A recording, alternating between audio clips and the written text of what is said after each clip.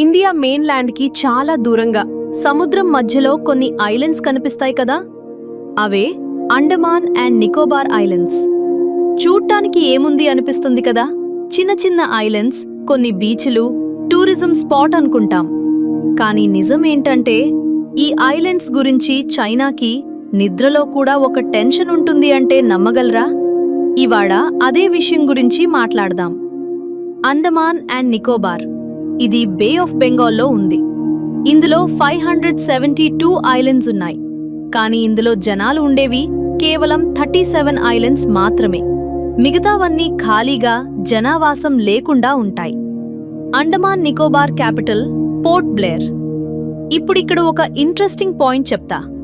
ఈ ఐలాండ్స్ యాక్చువల్గా ఇండియాకి 1200 కిలోమీటర్స్ దూరంలో ఉంటాయి.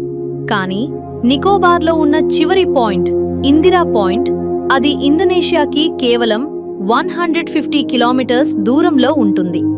అంటే ఈ ఐలాండ్స్ ఇండియా కంటే మియాన్మార్, ఇండోనేషియా, థాయిలాండ్కి దగ్గరగా ఉంటాయి. మలకా స్ట్రేట్, అసలు గేమ్ ఇక్కడే ఉంది. ఇదేంటంటే ప్రపంచంలో అత్యంత బిజీ సీ రూట్స్లో ఒకటి. ఊహించుకోండి, ప్రపంచం మొత్తం జరిగే సముద్ర వ్యాపారంలో దాదాపు 4వ వంతు ఈ ఒక్క సన్నని వాటర్ స్ట్రేట్ గుండానే వెళ్తుంది. మరి ఇందులో అసలు ట్విస్ట్ ఏంటంటే చైనాకి కావలసిన ఆయిల్లో దాదాపు 80% ఇదే దారిలో వస్తుంది. ఇప్పుడు ఒక్క సెకన్ ఆలోచించండి. ఒక దేశం తనకి కావలసిన ఎనర్జీలో 80% ఒక్క సన్నని వాటర్ రూట్ మీద డిపెండ్ అవుతుంది అంటే అది ఎంత రిస్క్? చైనా వాళ్లే స్వయంగా దీన్ని ఒక డిలెమ్మా అని పిలుస్తారు, మలకా డిలెమ్మా అని. హూ జింతావ్ అని ఒక మాజీ చైనా ప్రెసిడెంట్ ఈ మాట స్వయంగా వాడారు. మరి ఇక్కడ అండమాన్ ఐలాండ్స్ ఎందుకు వస్తాయి?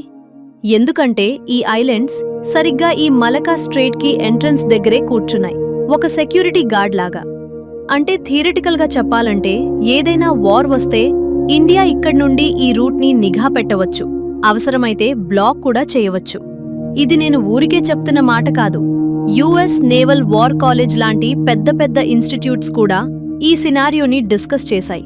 ఇండియా చైనా గొడవ వస్తే ఇండియా ఈ ఒక్క మూవ్తో చైనా ఎకానమీని కుదిపేయగలదు అని.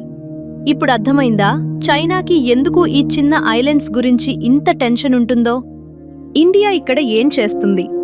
ఇప్పుడు మనం చూద్దాం ఇండియా ఈ అడ్వాంటేజ్ని ఎలా యూజ్ చేసుకుంటుందో అని. 2001లో ఇండియా ఒక స్పెషల్ కమాండ్ క్రియేట్ చేసింది. దాని పేరు అండమాన్ అండ్ నికోబార్ కమాండ్, షార్ట్లో ANC అంటారు. ఇది ఇండియాకి ఉన్న ఒకే ఒక్క ట్రై సర్వీస్ కమాండ్. అంటే ఆర్మీ, నేవీ, ఎయిర్ ఫోర్స్ 3 కలిసి ఒకే ఆఫీసర్ కింద పనిచేస్తాయి.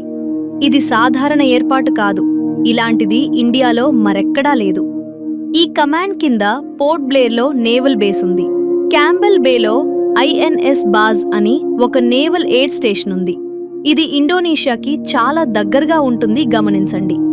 దీనితో పాటు రెడార్స్, సర్వేలెన్స్ సిస్టమ్స్, ఇవన్నీ గత కొన్ని సంవత్సరాలుగా ఇండియా బాగా పెంచింది. మరి ఎందుకు ఇండియా ఇంత క్లోజ్గా అబ్జర్వ్ చేస్తుంది అంటే గత కొన్ని సంవత్సరాలుగా చైనీస్ షిప్స్, ముఖ్యంగా రీసెర్చ్ వెజల్స్ అని పేరు పెట్టుకున్నవి ఇండియన్ ఓషన్లో తిరుగుతున్నాయి. బయటికి చెప్పేది సైంటిఫిక్ రీసెర్చ్ అని, కానీ చాలా మంది ఎక్స్పర్ట్స్ చెప్పేదేంటంటే ఇవి సీబెడ్ మ్యాపింగ్ చేస్తాయి, సబ్మరీన్ రూట్స్ చెక్ చేస్తాయి. అంటే సింపుల్గా చెప్పాలంటే ఇవి రీసెర్చ్ ముసుగులో ఉన్న surveillance ships. Andaman and Nicobar islands tourist Paradise మాత్రమే కాదు, ఇండియా యొక్క స్ట్రాటజిక్ షీల్డ్. ఈ ఐలాండ్స్ వల్ల ఇండియా ఈస్టర్న్ ఇండియన్ ఓషన్లో తన ప్రెజెన్స్ని బలపరుస్తోంది. అదే సమయంలో చైనా తన సీ రూట్స్ని డైవర్సిఫై చేయడానికి కొత్త మార్గాలు వెతుకుతోంది. భవిష్యత్తులో ఇండో పెసిఫిక్ రీజన్లో జరిగే జియోపొలిటికల్ కాంపిటీషన్లో ఈ చిన్న ఐలాండ్స్ చాలా పెద్ద పాత్ర పోషించే అవకాశం ఉంది. ఈ వీడియో మీకు నచ్చితే లైక్ చేయండి, మీ అభిప్రాయం కామెంట్ చేయండి.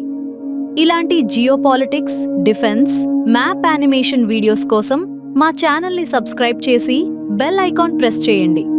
Thanks for watching.